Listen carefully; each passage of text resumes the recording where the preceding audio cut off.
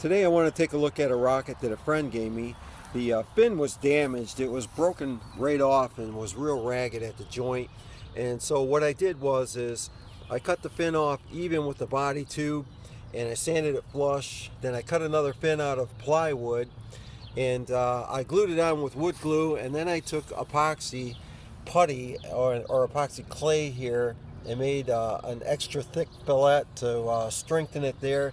You can see it's a little thicker than the other fin, but that's okay. It's gonna work out just fine like that. And so we kind of revived it, and today I want to fly it on a sorbitol motor that I made. It's a 2-grain motor. It's a G.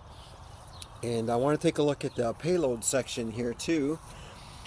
This is a phenolic tube, and he put a forged eyeball on the top of it.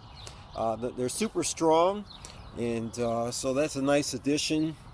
And the tube here, the body tube, is made out of a phenolic. It's a lot stronger than cardboard and very durable, slightly flexible, so that should work out really well. So let's take it out to the launch pad, get it set up, and let it fly.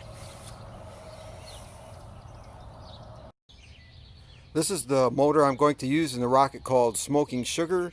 It's a G117. It has 126 grams of fuel in it.